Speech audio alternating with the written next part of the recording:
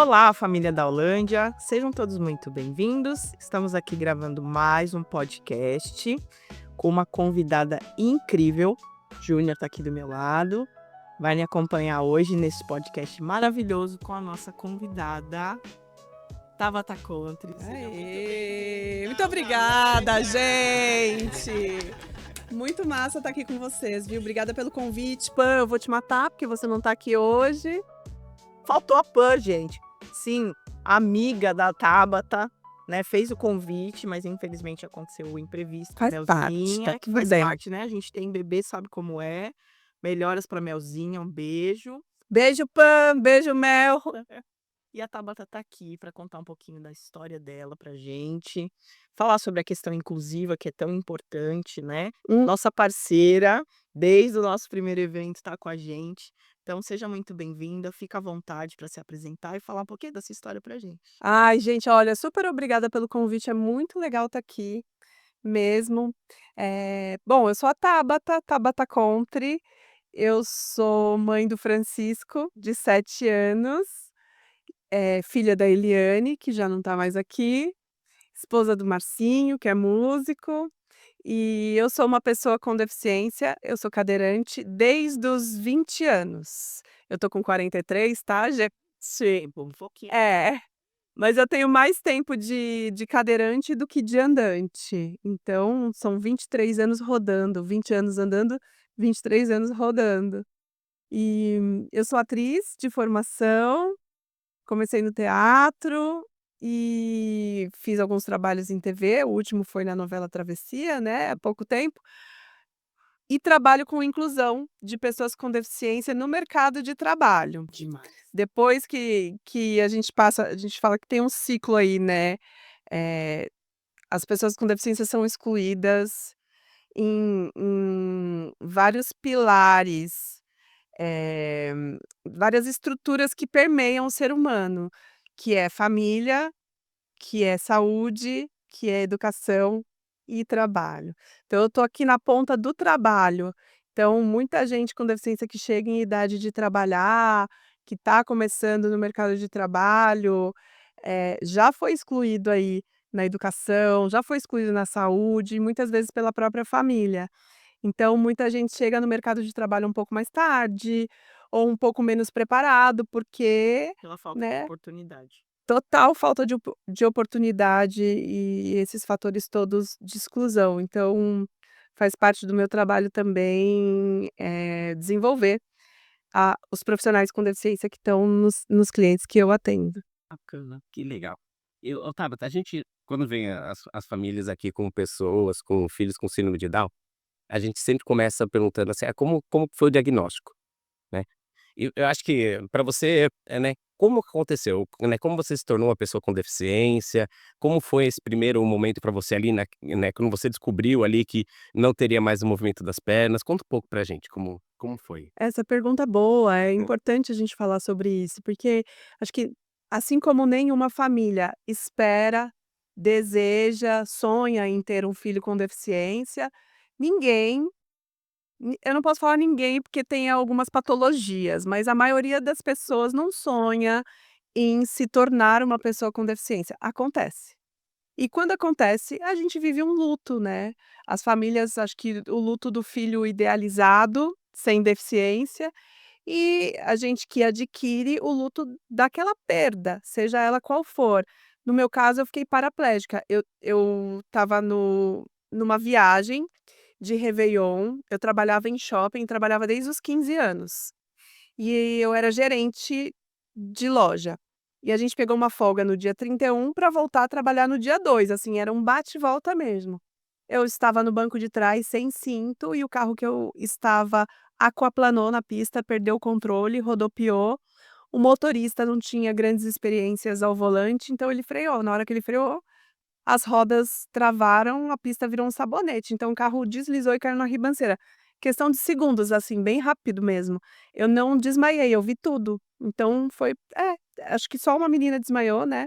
Acho não, tenho certeza, só a Rosana que estava atrás desmaiou, bateu a cabeça, teve um traumatismo craniano, mas foi uma coisa leve, porque ela voltou rapidamente ao trabalho.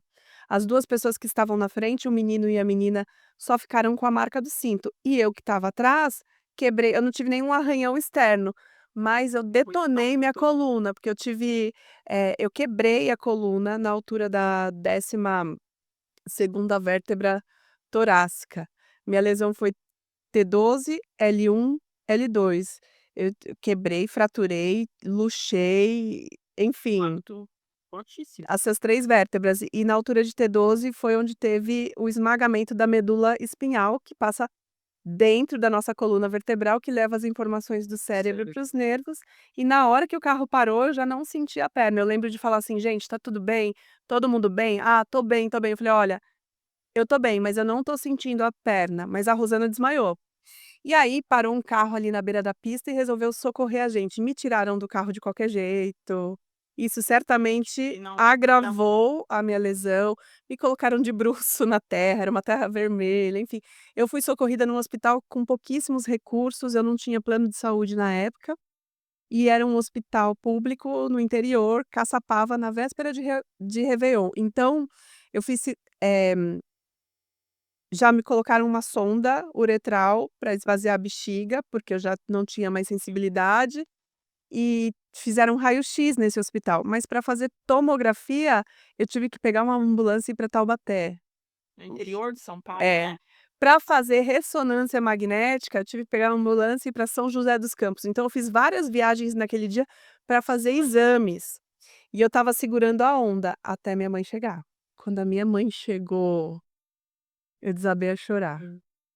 Porque, quando eu ouço histórias de crianças que ficam o dia inteiro na escolinha, o dia inteiro com alguém, e aí quando a mãe chega, a criança chora, e aí a pessoa que estava cuidando, a cuidadora fala assim: "Olha, até você chegar estava tudo bem". A criança estava felizona, sorrindo.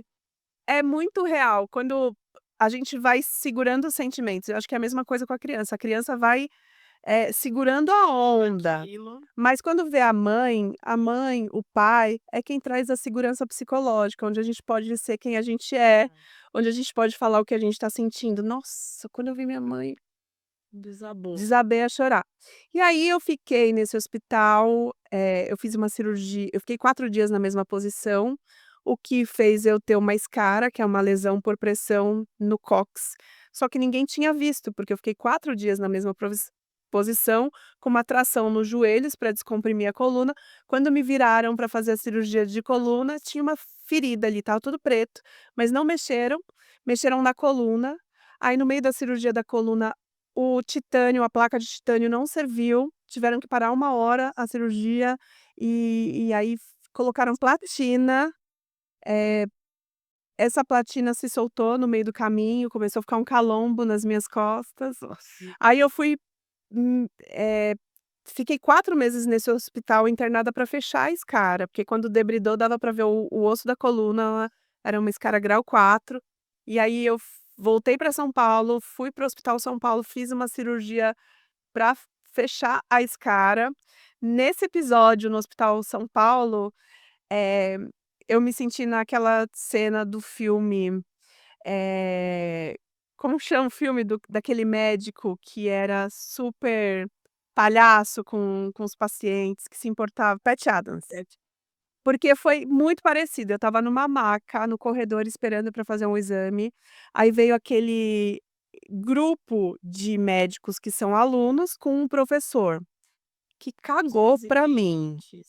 Ele cagou pra mim, literalmente, ele me ignorou. Ele chegou perto da minha maca e falou para os alunos: "Olha, essa paciente teve uma lesão medular e a lesão dela é definitiva". Caracas. Eu nunca tinha escutado isso. Ninguém tinha falado que minha lesão era definitiva. Meu Deus. Olha É como o que a que gente sempre fala na questão do diagnóstico, né, ele simplesmente, pá, ele jogou aquilo. Doutor sensibilidade, né. Chorei 2 dias, Céu. chorei 2 dias seguidos e tinha que fazer uma cirurgia ainda, né. Tomar anestesia geral, fechar a ferida. Beleza, fui pra casa, fiquei 40 dias só com a bunda pra cima e de lado, com a bunda pra cima e de lado. Tinha posição, né. Não pode ficar deitada em cima da cirurgia, e a cirurgia foi do lado Tá. esquerdo e no cóccix, então só podia ficar do lado direito e com a barriga para baixo. 40 dias depois eu fui liberada para sentar, já tinha tentado a vaga na Rede Sara, no Hospital Sara, em Brasília, que é um centro de reabilitação referência para quem tem uma lesão medular, como eu tive, ou qualquer deficiência do aparelho locomotor.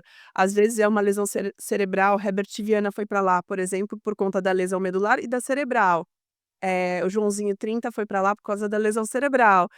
E só que você não podia ir para o Sara com ferida aberta, porque eles não têm infecção no Sara, então eu tive que fechar esse cara. Aí eu fui. Quando eu fui para o Sara, que eles viram o raio-x da minha coluna, na hora eles falaram: "Olha, a gente vai ter que refazer isso aqui. Tá tudo solto". Puxa vida, é um novo procedimento, uma nova. Aí eu fiz uma nova cirurgia no Sara, eles refizeram um colete, eu usava um colete que eu não podia dobrar a coluna. Para manter a posição. Eu usei esse colete 1 ano e 6 meses, porque o osso não colava. Eu ia de 3 em 3 meses para o Sara, mas o Sara foi um divisor de águas na minha vida. Foi no Sara que eu conheci outras pessoas que também estavam passando pelo mesmo desafio que o meu, tinham tido uma lesão medular, e pessoas de diversas regiões do Brasil e até de fora. Tinha uma menina da Colômbia na época se reabilitando lá, e lá eu aprendi sobre o meu corpo, sobre o que era uma lesão medular, porque a gente não aprende isso na escola. É. A gente aprende cuidados com o intestino, cuidados com a bexiga, cuidados com a pele para evitar a lesão por pressão, orientação sexual, a gente aprende tudo. E acho que o mais legal ali era a troca de experiências, assim, você conversar com outras pessoas que também estavam passando por aquilo e que já tinham algumas soluções para algumas coisas. Como transferir da cama para cadeira, da cadeira para o carro, como desmontar e guardar a cadeira, como pegar o pé para amarrar o tênis, porque eu pedia para alguém amarrar meu tênis, eu não meu braço era muito, eu era bem franguinha, assim, o braço era fininho, a perna era pesada ainda, então eu tinha dificuldade, mas tudo é treino, assim, e lá no Sara a gente treina muito, treina em empinar a cadeira, treina pra gente ficar independente. E eu Tem sou autonomia, né? Isso é legal a gente falar, tá, porque independência Aqui é o gancho, vamos lá. e autonomia são coisas diferentes. Independência tem a ver com a sua capacidade de executar uma tarefa fisicamente. Autonomia tem a ver com a sua capacidade de decidir sobre o que você quer e sobre o que você não quer fazer. Os 2 são importantes. E no começo da lesão, a gente perde tanto a independência como a autonomia, porque as pessoas querem decidir por nós. Legal. E a gente não consegue fazer um monte de coisa sozinha fisicamente no começo, a gente vai aprendendo até a gente ficar independente. Talvez tem pessoas que não fiquem 100% independentes, porque tem gente que é tetraplégico, precisa de apoio para várias coisas no dia a dia, precisa de um cuidador no dia a dia, mas essa pessoa precisa ter autonomia. Ninguém pode tirar a nossa autonomia, que é o decidir se a gente quer almoçar agora ou não, que roupa que a gente vai vestir, o que a gente quer estudar. São coisas diferentes, mas elas se complementam. Tem gente que é 100% diferente, mas manda na porra toda.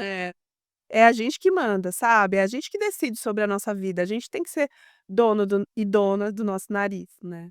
Quando a gente é adulto, né, criança tem autonomia até o ponto B, porque pai e mãe tem que estar ali direcionando, mas depois que a gente é adulto, a gente precisa ter autonomia, e isso é uma coisa que acontece com pessoas com deficiência, nos infantilizam, né. Sim.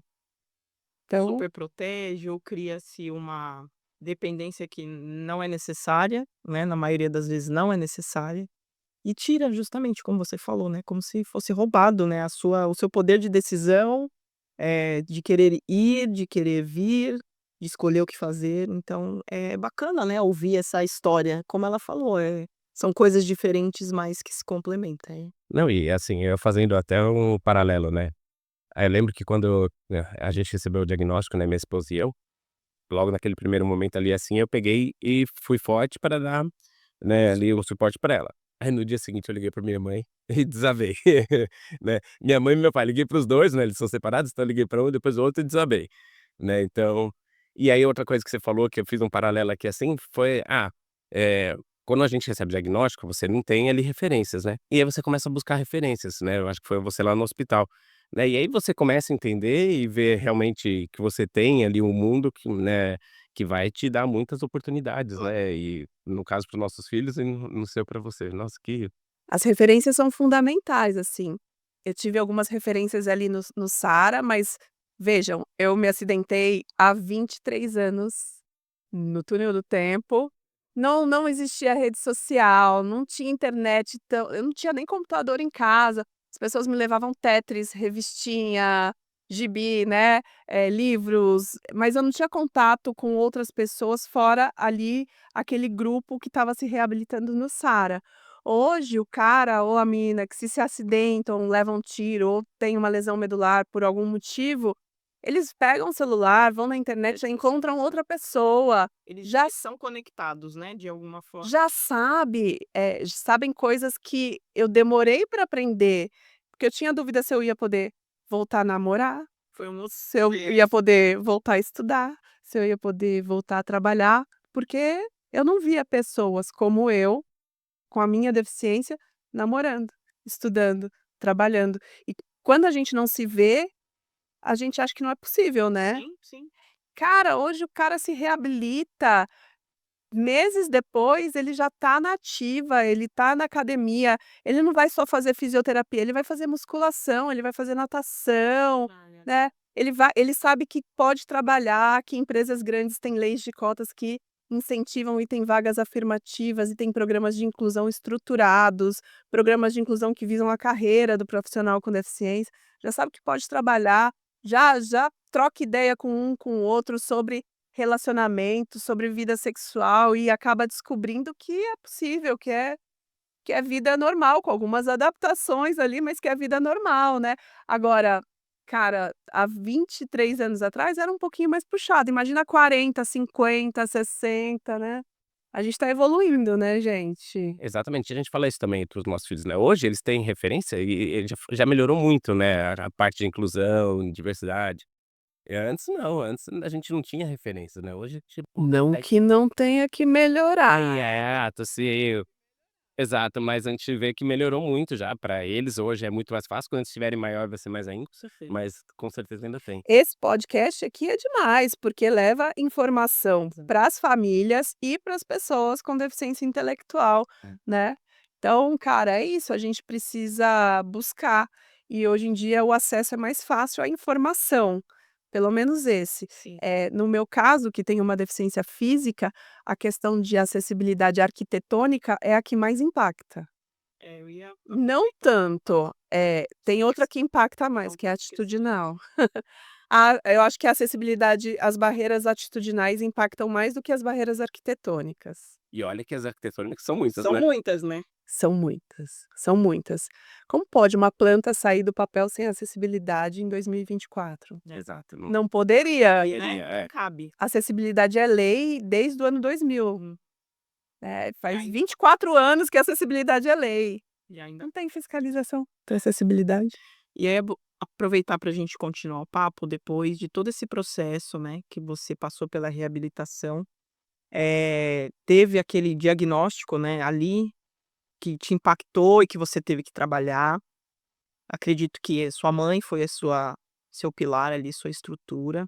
E em que momento, né, você se conscientizou e houve uma mudança, né, aquela metanoia, aquela transformação do seu pensamento de se enxergar como uma pessoa com deficiência, até você chegar de novo ao mercado de trabalho? Conta aí esse pedacinho pra gente. Eu acho que a mudança ela vai acontecendo naturalmente, porque você vai vivendo a vida e se entendendo como uma pessoa com deficiência.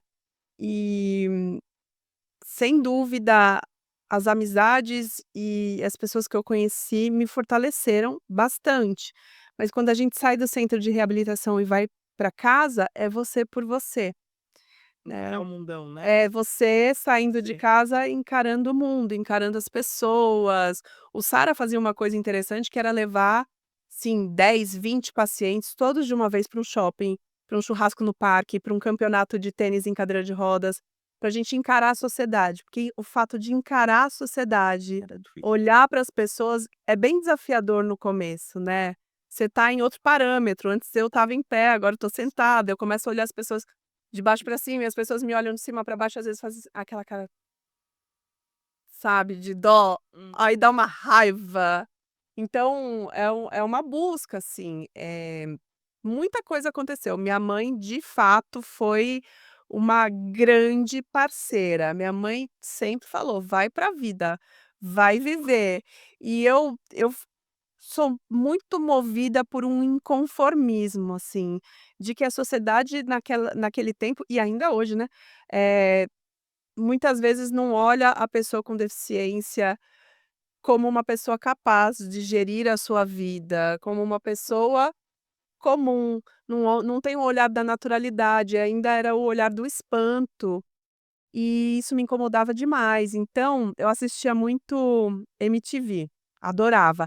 Aí em 2002 teve um concurso que chamava Caça VJ MTV, para escolher um novo VJ. Eu participei, eu fui lá para o Shopping Morumbi, ficar gravando até um olheiro me achar e me levar para o teste, me levou para o teste, eu fiz o teste. Eu não passei, mas, cara, eu fui lá, passou na televisão meu teste, foi foda, assim. Porque eu falei assim: "A gente não vê, pessoas com deficiência na televisão sorrindo. É. A gente não vê pessoas com deficiência na televisão numa bancada de um jornal, apresentando um programa de TV, numa novela. A gente só vê aquele programa que toca música de triste de fundo, pra tiazinha chorar no sofá e doar. Não que caridade não seja importante, ajuda, mas não resolve. O que resolve é a gente ter oportunidade. E aí, cara, em 2003 eu fui fazer a Oficina dos Menestréis, que é um curso livre de teatro, vocês conhecem? Eu já assisti. E aí, o Deto Montenegro, que era o diretor, ele nunca tinha feito um trabalho com pessoas com deficiência. Então, fui eu e Carol. Carol é a fundadora da Talento Incluir, minha grande amiga, que eu conheci na reabilitação, se reabilitou comigo. Acho que a minha amizade com a Carol, a gente se ajudou muito nesse processo de encarar a sociedade, porque a gente saía juntas. Ela foi a primeira a ter carro, me dava carona. E a gente ia pra fisioterapia juntas e ia pra balada juntas, na época de solteiras, faz tempo. E a gente foi fazer teatro na Oficina dos Menestréis e o Deto jogou a real: "Olha, eu não quero entrar no mundo de vocês, eu quero que vocês entrem no meu. Eu não quero levantar a bandeira de inclusão, eu quero fazer arte, eu quero tirar caldo das rodas das cadeiras". E aí a gente juntou um grupo de 20 cadeirantes e montou o Noturno, que é uma peça que tem hoje todos os anos, é tradicional. O Noturno, ele já existia desde 91. Meu marido fez Noturno em 91. Eu conheci meu marido no teatro, né, depois isso é outra história. Hã. Mas, para o Deto, o elenco da galera cadeirante foi um grande divisor de águas, porque foi a partir daí que ele começou a fazer os projetos sociais da Oficina dos Menestréis. Aí depois veio uma turma de pessoas com deficiência visual, e era uma turma muito pequena, aí ele juntou a galera cega com a galera cadeirante, virou a turma mix. Aí depois veio o projeto UP com a galera com síndrome de Down. Aliás, chamem o Deto aqui para entrevistar, vocês vão pirar, cara. Depois veio a galera autista com o projeto Aut, a galera da maturidade, que são jovens acima de 55 anos, que fazem teatro lá, e o projeto Juntos, que são jovens menos favorecidos. E são os projetos sociais da oficina, e é maravilhoso. Lá na oficina eu montei mais de 8 peças, e o noturno todo ano a gente faz, e era um espetáculo que as pessoas que assistiam, elas se perguntavam: "Nossa, se eu fosse cadeirante eu queria estar ali, eu queria estar junto desse Vivenciar. elenco", porque é uma porrada, é um tapa na cara, quem senta ali na plateia vai tchaca, tchá, fala: "Caraca", assim, que tem muito efeito visual, tem muita agilidade na cadeira, a gente se preparou muito fisicamente para fazer a peça, éramos jovens, já faz 20 anos, mas foi maravilhoso. E aí lá nos bastidores tem muita coisa para contar, vocês me interrompam, hein. Lá nos bastidores do teatro, eh, nos intervalos, no cafezinho, a gente começava a falar das mazelas da vida da gente, dos desafios, da falta de acessibilidade, porque não tinha metrô, porque não tinha. Aí o Billy Saga, que é um rapper, que é cadeirante, falou assim: "Meu, vamos fazer uma passeata, vamos", eu, descer pelado de rapel no prédio da Fiesp na Paulista. Eu falei: "Não, desci pelado, nada a ver, né. Não, vamos fazer um movimento". E aí, cara, a gente começou a se articular e se organizar para fazer um movimento que em pouco tempo se tornou a ONG Movimento Superação, que fazia movimentos de massa. Então a primeira passeata que a gente fez foi na Avenida Paulista, perto do dia 3 de dezembro, que é Dia Internacional da Pessoa com Deficiência, e esse ano a gente teve o apoio da 89, porque a Julie, uma das meninas do elenco cadeirante, era estagiária na 89 e era amiga da Luca. A Luca ficou nossa parceira. Que demais. E aí, cara, a 89 divulgou a passeata, então uma galera que ouviu no rádio falou: "Nossa, eu quero fazer parte disso". E na primeira passeata veio o Supla, veio a Soninha, cara, foi muito, muito maneiro, assim. E a gente começou a repetir essa passeata todos os anos. A gente durante o ano vendia camiseta para arrecadar fundos para poder pagar o trio elétrico. A gente usou o trio elétrico do Turco Louco no começo. E aí depois a gente descobriu que dava para fazer acessibilidade no trio para a galera cadeirante poder subir no trio. A gente fez todos os anos em São Paulo. Vira um documentário esse ano que chama, spoiler, chamará Tem spoiler. Nada Sobre Nós Sem Nós, que conta essa história. Essa passeata depois foi para o Rio de Janeiro também, foi para Porto Alegre, foi para Santa Fé, na Argentina, ultrapassou as barreiras. Que incrível.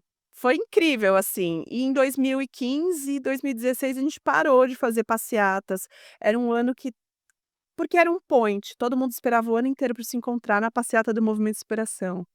E aí, esse movimento de redes sociais, de internet começou a aumentar, as pessoas começaram a usar as redes para se impor, para falar das necessidades, para falar de acessibilidade, e a gente foi parando de fazer as passeatas e acabou.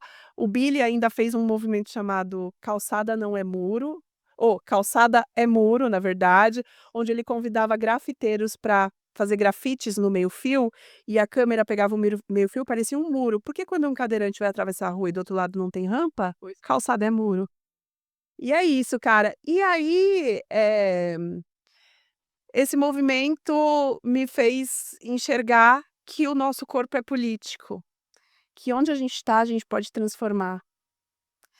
E foi muito importante para aquela galera que tinha 20 e poucos anos. A gente pegava de voluntário uma galera de 17, 18 que estava fazendo teatro nos Menestréis para ser voluntário. Então a gente movimentou muita gente, muitos jovens. Agora eu tô com 43, né, vamos deixar para os jovens fazer outros movimentos. Mas aí também rolou de a Talento Incluir, eu trabalho desde 2008, a Carol fundou a Talento Incluir, que fala de inclusão no mercado de trabalho para pessoas com deficiência, e e aí é um paralelo, né, a carreira que eu escolhi. O mercado de trabalho é um pilar importante para a gente que tem deficiência, e o mercado de trabalho é muito hostil.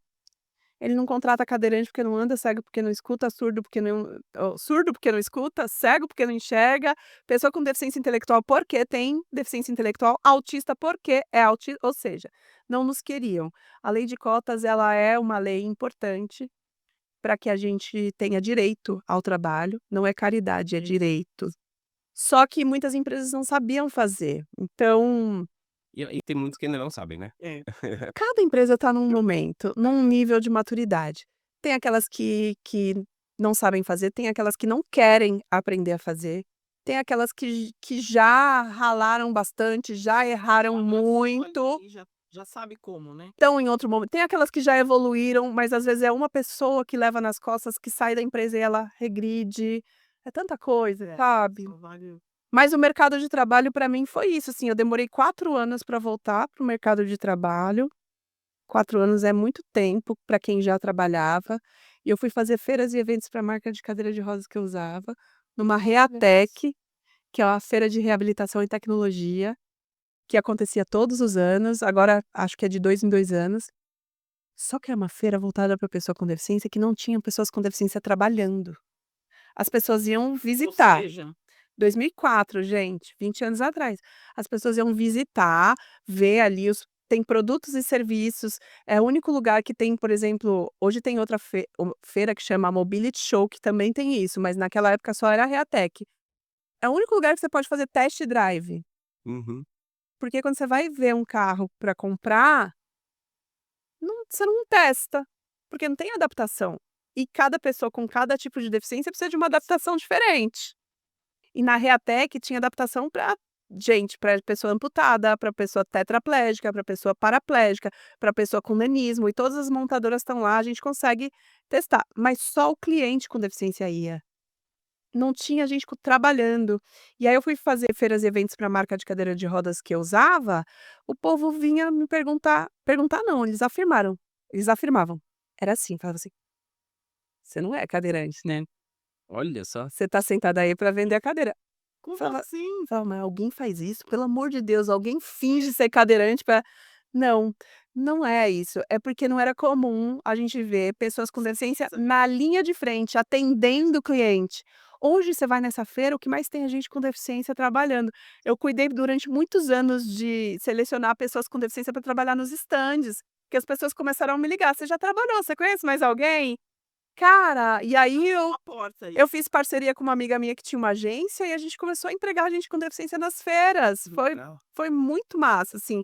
Foi uma primeira oportunidade de trabalho para muita gente com deficiência. Para mim foi uma baita oportunidade, porque brincando eu vendi cadeira. Eu era vendedora antes, trabalhava desde os 15 no shopping, aí eu fui convidada para ser gerente da Cavenag, que é uma loja que adapta veículos para pessoas com deficiência poderem dirigir, que vende cadeira de rodas. E para mim é um privilégio voltar na mesma profissão que a gente exercia antes, mesmo tendo demorado 4 anos.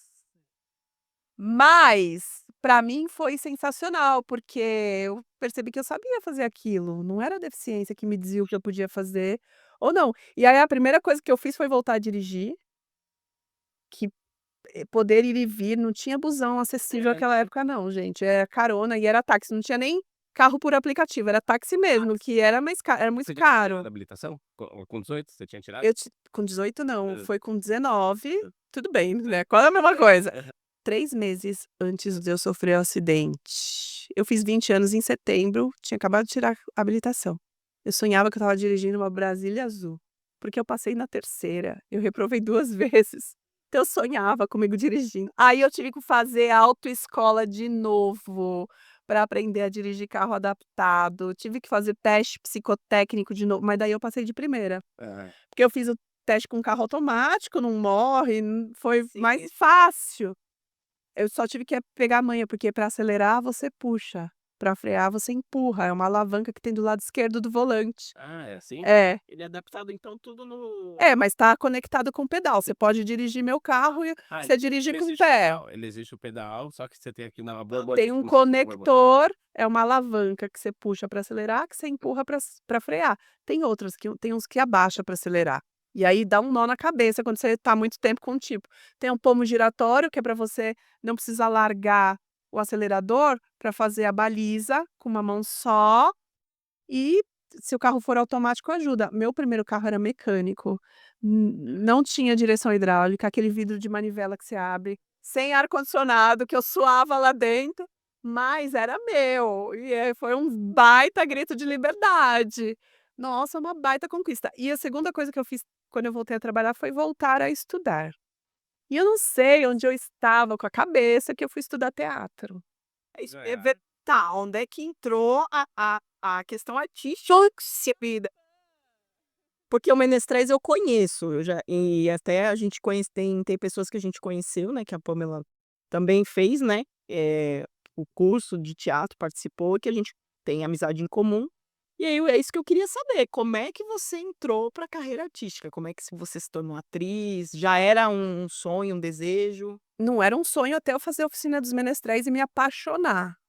Teatro é uma cachaça, né, tem gente que bebe Sim. cachaça, tem gente que faz teatro. E naquela época eu fiquei muito apaixonada.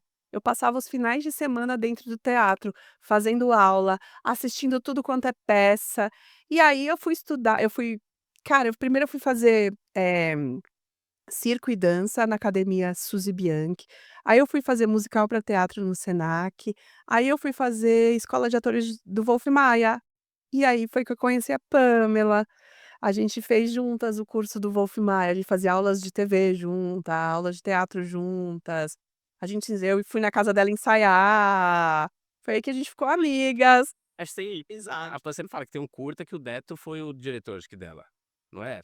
Não sei agora assim o nome, mas tem ela fala, ela fez um curta, Ela comentou é, assim, mas eu realmente não lembro qual que é o nome do não. curta, mas ela sempre fala. Mas aí foi o primeiro impacto da profissão que eu escolhi. Eu escolhi a profissão de atriz, estudei para isso, tirei DRT.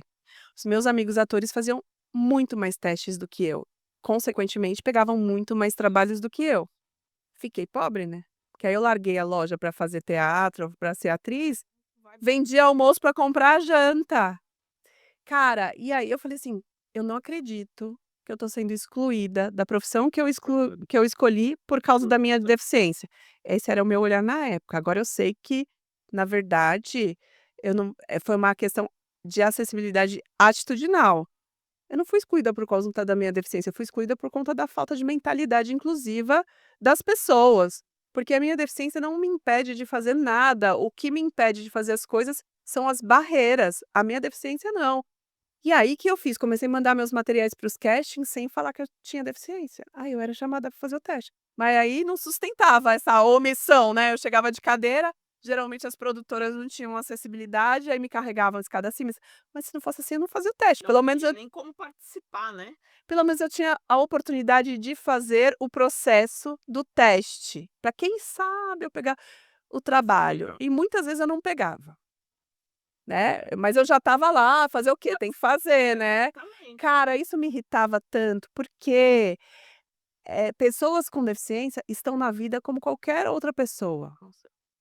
Outro dia, não faz muito tempo, tá, eu fui fazer um teste, eu mandei meu material para um casting que era assim, uma mulher com mais de 40 anos, mãe. Eu falei: "Opa, sou mulher, tenho mais de 40 anos, sou mãe". Aí a resposta da produtora ainda. Produtor, no caso. "Ah, não, o perfil para pessoa com deficiência não é esse personagem, é o outro". Aí eu falei assim: "Mas eu sou mulher e sou mãe, eu quero participar". E o cachê era muito diferente, era tipo um cachê, de 7 pau para o principal e de 3 pau para o coadjuvante, né. O da pessoa com deficiência é esse de 3.000 e é o sorveteiro. Aí eu falei assim: "Não, mas eu gostei do papel, eu quero aplicar para o papel da mãe, porque eu sou mãe, eu sou mulher, eu gostaria de fazer esse papel. Tudo bem eu mandar?". "Ah, não". Você acredita? E foi o ano passado, 2000 Acredito. foi o ano 2023, 2022, foi um pouquinho antes de eu fazer novela. Eu fiquei pé da vida, porque gente, tem que evoluir, não é possível Dar essa que tem que estar no oportunidade. briefing que a pessoa tem que ter deficiência intelectual, tem que ser cadeirante. Não, basta ser mulher, a gente intersecciona marcadores sociais. Eu sou outras coisas além de uma mulher cadeirante, eu também sou uma mulher cadeirante, faz parte de mim. Sim. Tudo que eu conquistei depois, da lesão foi muito grandioso, assim. As amizades que eu fiz, os trabalhos que eu fiz, as coisas que eu participei, foram com a cadeira junto, eu valorizo isso, mas eu sou muitas outras mulheres além de uma mulher cadeirante, né, então é complicado. E aí em 2008 a Carol fundou a Talento Incluir e falou: "Tabata, vem comigo, vamos atender os clientes, vamos entender, como que a gente pode ajudar essas empresas a incluir gente com deficiência". Essa é a principal A gente tem que come ligar. a gente começou a dar treinamentos, palestras, workshops, depois a gente começou a fazer processo de recrutamento e seleção também, depois de acessibilidade também, depois de coaching de carreira para as pessoas, enfim, uma empresa. Vão aparecendo os nichos, né, as necessidades vão acontecendo. Ah, a empresa tem dificuldade com esse setor, então ali é onde vocês conseguem E a gente começou quando tudo era mato, não tinha empresas, tinha uma empresa que trabalhava com inclusão de pessoas com deficiência. Pouca. Hoje tem um monte. Hoje tem um monte de empresa de diversidade, um monte de empresa de inclusão de pessoas com deficiência, de acessibilidade, mas lá em 2008, quando a gente começou, não tinha nada. Então a gente começou do beabá mesmo. e até hoje estamos aí com um time maravilhoso, orientando as empresas, ajudando, apoiando as empresas e apoiando as pessoas com deficiência nesse processo de volta ao trabalho. E eu fui levando a carreira de atriz em paralelo, mas o tema inclusão tomou um tamanho infinitamente maior, e aí se tornou a minha fonte de renda, o meu trabalho, né, e a transformação de vida, você transformar a vida das pessoas através do trabalho é muito potente. Você trabalhar para que nenhuma pessoa com deficiência precise esconder sua deficiência, mas para passar por um processo seletivo é muito potente. Então, um trabalho transformador. Nossa, é legal que hoje você é referência, né, assim, de muitas pessoas, porque eu vejo assim, nós somos acolhedores da Ulândia, né, então a gente recebe a ficha lá dos pais que receberam o diagnóstico e a gente entra em contato, faz um acolhimento, mostra os nossos filhos, né, ó, Um pouquinho da nossa história, um de pouco como conta um pouco e dá aquele carinho, né, aquece o coração deles ali. E acho que hoje você também deve receber muitos comentários ali, muitos directs ali no seu perfil, assim: "Ah, como foi pra você, né, ou aconteceu comigo recentemente", acho que deve acontecer também com você. Há muitos anos eu tenho um grupo só de cadeirantes que chama Uma Mão Lava a Outra. No Facebook e no WhatsApp, assim.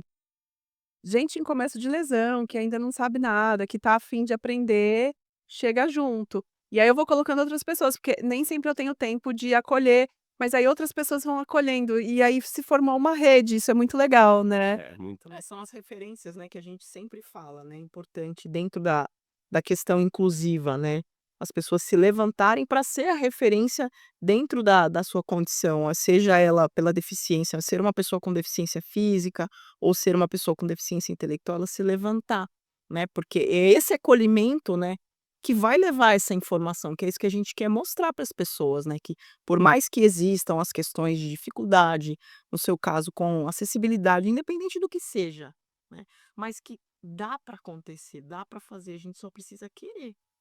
É, mas não basta só a gente querer, a gente precisa de apoio, Exata a gente precisa de oportunidade, a gente tem que querer, as portas têm que se abrir pra gente, pessoas têm que nos apoiar, pessoas têm que parar de duvidar da gente, não basta só a gente querer, a gente tem que querer, a gente precisa de tem que incentivo querer, da família, mas exata todo mundo tem que querer, porque se tem alguém que não quer, cara, esse alguém tem uma força é difí que dá uma raiva dessa pessoa.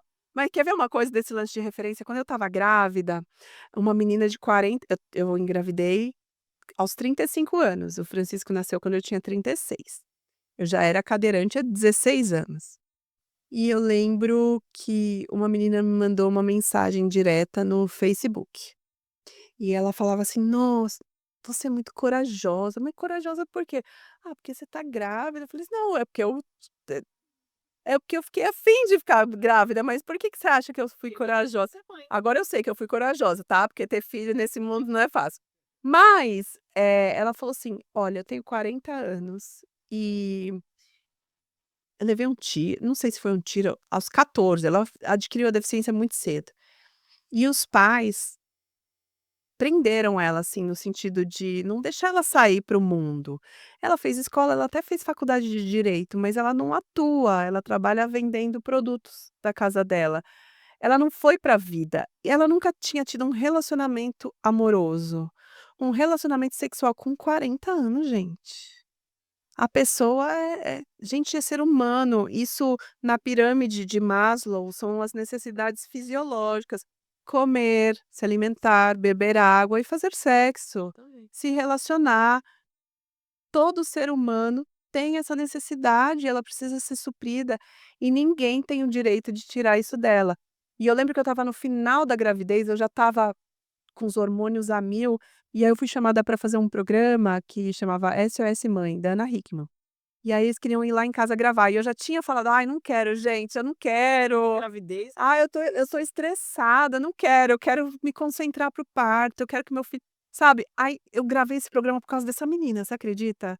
Falei assim: "Eu vou gravar esse negócio por causa dessa menina, porque como ela deve ter um monte de outras meninas e outras famílias que podam a vida da pessoa, e a pessoa tá com 40 anos, não fez não fez. nada, não viveu, não se apaixonou, ou pode ter se apaixonado platonicamente, mas não viveu a vida, cara, não experimentou coisas que a gente precisa experimentar. Não se ai, medo que meu filho se frustre. Cara, eu sinto muito, ele vai se frustrar. Vai. Ai, medo que meu filho sofra. Olha, eu sinto muito, mas ele vai sofrer, É, porque a vida é assim. exato. E é isso, gente, enfim. Mas é bacana, ouvir, né, o seu relato, trazer pra gente essa visão, né, que Da vida adulta, né. do não só, né, de toda a sua história, mas da vida adulta, né, a real. Essa é a real. As crianças com deficiência vão ser adultos com deficiência. Você Como que a gente está preparando essas crianças? E aí eu vou falar uma coisa que é forte, mas é real. Pai e mãe não são eternos. Quem me dera. Uhum. Ai, que saudades. A minha mãe, nossa, meu pai, a minha mãe. Todo mundo acha que a cadeira de rodas foi o maior desafio da minha vida. Não foi. A vida não tem só esse desafio. Eu também sinto muito em contar para vocês que a vida dá outros desafios, além do diagnóstico do seu filho ou de um acidente que vocês não, minha mãe teve doença de Alzheimer aos 50 anos. Nossa. nova. Meu marido tem 50 anos. Minha mãe usava calça jeans, piercing no umbigo e all-star. Era uma menina.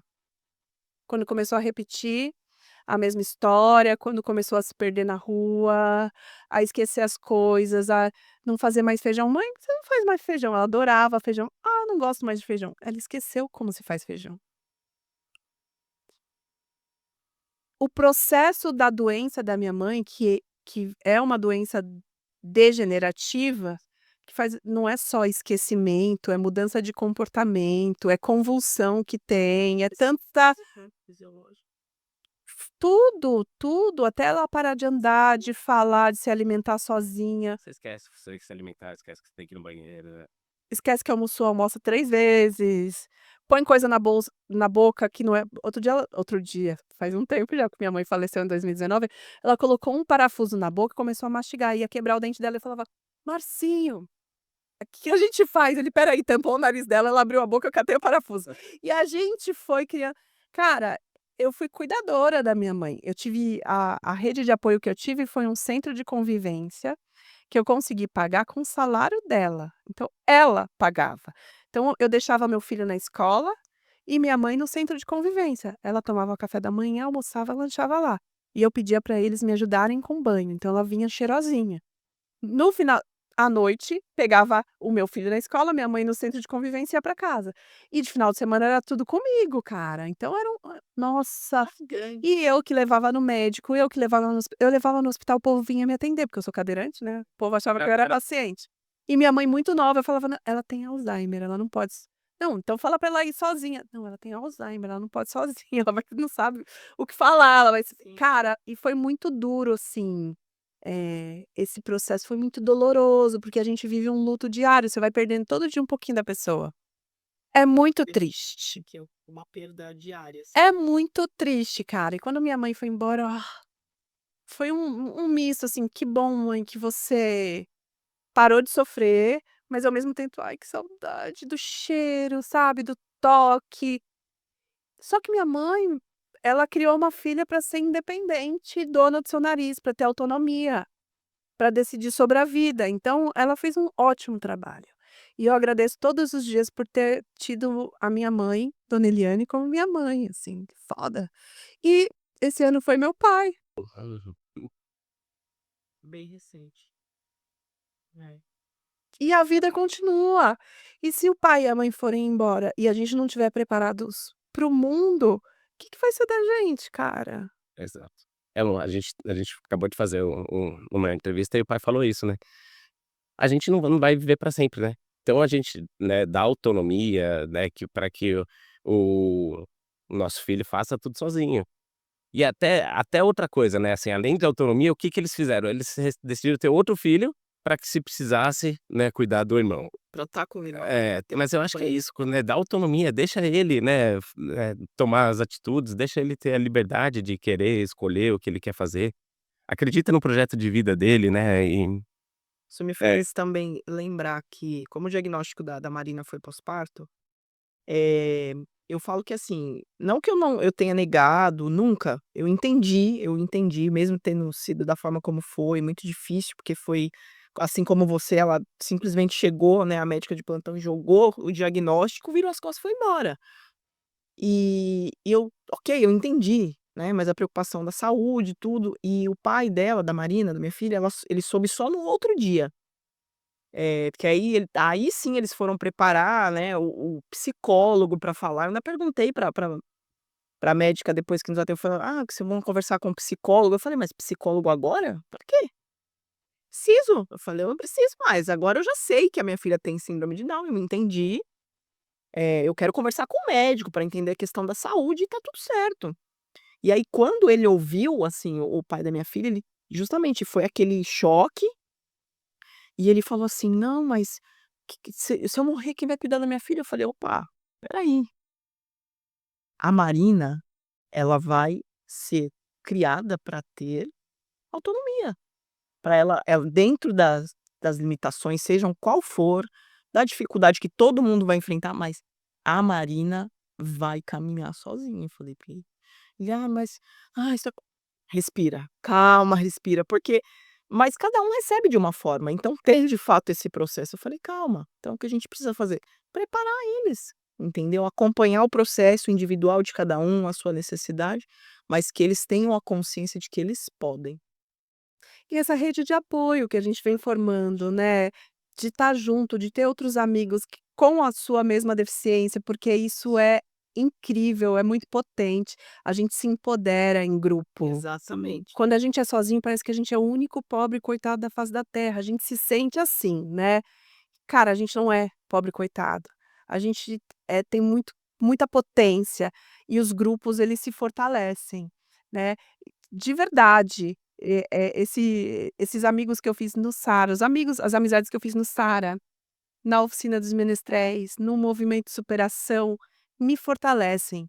Quando a gente se encontram, quando a gente se encontra, que a gente marca encontros, eu volto com gás, com muito combustível. Reabastecida, né. Total. A gente se ajuda, a gente troca, porque tem dores que só a gente sente. Que a gente até pode conversar com outras pessoas, mas não é a mesma coisa. Então a gente se acolhe e a gente se fortalece, assim, e cada um vai buscando sua vida, e cada um vai buscando seu trabalho, o seu esporte, o seu lazer, a sua arte, seja o caminho que você escolher, mas a gente sempre pode voltar para o grupo e se consultar, e conversar, e trocar ideia, e pedir ajuda, e essa rede ela é fundamental para a gente seguir. Eu falo que se os pais típicos fossem tão unidos quanto os pais atípicos, o mundo seria tão melhor, né. Eu acho que se as pessoas sem deficiência fossem tão unidas quanto as pessoas com deficiência, o mundo seria tão melhor, né, porque a gente se ajuda, né, os pais. O Daolândia virou, na verdade, uma grande família, né, uma potência mesmo, porque, a gente entende, eh o que o outro está passando, cada um com momentos diferentes, né, tem idades, tem as necessidades, então assim, rotinas, e acho que é isso que você falou, dá essa potência, dá essa força. Eu tenho absoluta certeza que eu não estaria fazendo, né, trilhando um caminho tão tão bacana, tão sólido para minha filha, se eu não tivesse eles, sabe, todo mundo ali. As amizades, eu sei que a Marina vai crescer com amigos, né. Porque a gente tem tanta dúvida. Exatamente. E Vai chegar um momento em que ela vai questionar, que ela vai fazer perguntas, que ela vai querer entender. E eu acho que quando ela poder enxergar: "Pô, é meu amigo, olha aqui, meu amigo", entendeu? "Olha, é minha amiga". Então eu acho que é uma força realmente, né. eu Uma estava vendo esse "pode down" aqui, e que dá duplo sentido, né, que diz que a gente pode, né. Pode, exatamente. Dá um pode down, é isso aí, todo mundo pode, a gente é potência, a gente só tem que trabalhar a potência de cada um. Acho que a sociedade diz muito o que a gente não pode fazer, Exato. só que é a gente que tem que dizer o que a gente pode fazer, não é o outro, É né. verdade. E a gente tem que dar espaço para os nossos filhos serem potentes, né, para os nossos amigos E serem essa visão que potentes. você vai passar para o seu filho, né, Sem que dúvida. você pode. sem dúvida. Meu filho não Ter as suas não é uma escolhas. meu filho não é uma criança com deficiência, mas é uma criança em formação. Sim, exatamente. E a gente sabe que muitas famílias, mesmo com uma criança típica, super protegem, viam pessoas que não são funcionais. Eu quero que meu filho seja um adulto funcional, que ele seja um homem melhor, né, do que muitos que a gente vê por aí, né, que ele seja uma pessoa boa, que ele seja amiga, que ele seja, carinhoso, e que ele seja amoroso, que ele seja respeitoso com todas as pessoas. E inclusive ele já é, porque ele é filho de uma mamãe cadeirante. E ele, quando tinha 2 anos, falou: "Mamãe, você não anda?" Eu falei assim: "A mamãe anda, mas você anda com os pezinhos e a mamãe com as rodinhas". "Ah, tá bom". E continuou brincando, né. Tá tudo certo, tá tudo bem. Ó, quer ver uma coisa? A gente foi ver aquele filme Extraordinário. É. Aí a gente começou a ver, ele falou assim: "Mamãe, por que que a cara desse menino é tão esquisita?" Aí eu falei assim: "Porque você não tá acostumado a ver". Aí beleza, a gente assistiu o filme. Aí no final ele falou assim: "Sabe que eu nem acho mais a cara dele tão esquisita?" Se acostumou, né. Exatamente, ou se assimila, né, na verdade, com a convivência. Que legal. Ô, Tabata, né, a gente vai ficar falando horas aqui, ainda tem bastante. Eu acho Ai, que gente, mas a gente precisa terminar, né, uma hora vão matar a gente. só pra, eu acho assim, o que que você hoje no mercado de trabalho da inclusão, né, o que que você vê que é muito mais qual que são as barreiras, né? Eu acho que você comentou um pouco, atitudinais, pensando até na deficiência em geral, né, Tá. nas deficiências. Eh, eu acho que eu vejo, assim, que tanto tem às vezes as famílias que super protegem e não colocam as pessoas com deficiência no mercado de trabalho, tem aqueles que talvez não queiram mesmo trabalhar, né, e ok, faz parte, né, e as empresas que você comentou também. Mas o que que falta, né, pra gente conseguir colocar essas pessoas com deficiência todas no mercado de trabalho? A principal é a conscientização, é quebrar as barreiras atitudinais. É quebrar o modelo mental de que pessoas com deficiência são menos capazes do que pessoas sem deficiência. É quebrar isso de que pessoa com deficiência vai ser café com leite.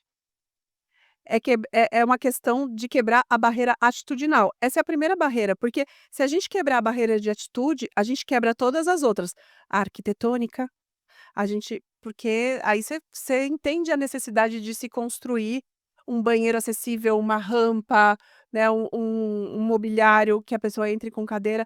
A gente quebra as barreiras comunicacionais, então a gente coloca um intérprete de libras num vídeo, a gente coloca a legenda, mesmo que é em português, para que a gente pensa nas pessoas surdas, a gente bota a audiodescrição, porque a gente pensa nas pessoas cegas, a gente quebra as barreiras metodológicas, que é a metodologia, a forma com que o recrutamento e seleção Perfeito. atua, os testes que eles fazem, que muitas vezes mais excluem do que incluem as pessoas. A gente quebra as barreiras programáticas que a gente quase não vê, mas são as normas, as leis, que são antigas, foram escritas quando? Outro dia uma menina me procurou porque falou assim: "Olha, eu me candidatei a uma vaga de pessoa com deficiência numa universidade, só que aí você vai ler o edital, tá escrito assim, eh que é para pessoa com deficiência, mas não pode pessoas com deficiências estéticas". Eu falei: "Estéticas?". É. Aí não pode pessoas com deficiência de locomoção, ou seja, não pode muleta, cadeirante, nanismo e deficiências sensoriais, ou então pode nem surdo, pode o quê, É. né. E aí eu parei para pensar, isso é uma barreira programática, quando foram escritas essas normas, está no momento de rever, porque elas são mais excludentes do que Que inclusivas, porque não está incluindo ninguém, está excluindo, né. As barreiras naturais nem sempre dá para acessibilizar, porque aí não dá para acessibilizar o Monte Everest, talvez, não sei, né. Mas a gente já tem uma praia acessível, que você vê aquela esteira que a pessoa cadeirante pode chegar bem pertinho do mar, isso a gente chama de uma adaptação razoável. Quando eu ouvi esse termo a primeira vez, eu achei que era uma coisa feita de qualquer jeito, mas não é, tá dentro da Lei Brasileira de Inclusão. Adaptação razoável são aquelas adaptações que a gente faz para atender a necessidade daquele indivíduo. Que não está na norma da ABNT, da NBR 9050, mas que funcionam para aquela pessoa, para a necessidade daquela pessoa. Isso vale para a escola, isso vale para o trabalho, isso vale para a Que vida. legal. É. Então é isso, eu acho que São termos às vezes que fala assim, né, foi feito ali de qualquer jeito, né, mas e não é. legal. Então eu acho que é isso, se você quebra as barreiras atitudinais, consequentemente você quebra todas as outras. É conscientização, é levar informação. É treinamento mesmo, é treinamento, é palestra, são pílulas de inclusão, é trazer a realidade das pessoas com deficiência para as empresas, é mostrar o potencial das pessoas com deficiência, é quebrar esse modelo mental mesmo. E hoje na Talento vocês fazem tanto recrutamento de seleção quanto treinamentos, A gente né? faz tudo. Legal. Ai, que vocês fazem de inclusão? A gente faz tudo. Tudo, Ótimo. tudo. Legal. A gente tem gente na nossa equipe que faz de tudo, de um tudo, assim. Então, vamos embora, vamos entender o que precisa. Demais. Bom, aí só para finalizar, então, se você quiser deixar alguma mensagem, né, específica ou não, Tantas mensagens foram deixadas daqui. social da Talento também, que é importante para o pessoal conhecer esse trabalho incrível. Eu já seguia desde o nosso primeiro, né, como eu falei, ela participou do primeiro da Holândia, foi Muito massa. super carinhosa lá em participar com a gente. Tava um frio, foi na época da pandemia ali, aí toda vez a gente falou: "Gente, vai todo mundo embora", e ela trouxe uma dinâmica muito legal, as famílias participaram, assim, ficou gravado pra mim, assim, foi muito importante. Foi massa, eu amei Foi o primeiro, né, primeiro evento, assim mesmo, que o da Holândia, realizou e ela estava lá com a gente, então agradeço, né, em nome do da Holândia, da Pamela, da Monize, que não tá aqui, da Ana, obrigada, né, por receber o da Holândia também com todo esse amor. Eu que agradeço, gente. Eu tô amando estar aqui. A gente fala muito, né? Não tem jeito, né, são muitas coisas pra falar, Podemos ficar aqui mais horas ainda, né? mas se você quiser deixar mais algum recadinho, rede social. Então, tá bom. Eu vou deixar minhas redes sociais, que é Tabata Country, tanto no Instagram quanto no LinkedIn. Da Talento Incluir, que é a consultoria que eu presto serviços, que é Talento Incluir, no Instagram, no LinkedIn. E dizer que a gente é potência. A gente precisa acreditar na gente, a gente como pessoa com deficiência. E a gente como familiar de alguém com deficiência tem que acreditar também, não pode duvidar da capacidade, porque a sociedade já duvida tanto. Se a gente duvidar, ferrou, né? Se a gente aqui duvidar, danou-se, né? O que vai ser da gente? Me segue lá, Tabata Country. Ah, muito Arrasou, legal. Obrigado, Tabata, viu, obrigada Clara? mais Obrigado uma pela vez. presença, foi Obrigada muito pelo bom. convite, foi incrível. Eu amei, gente. Beijo. Beijo. Até mais.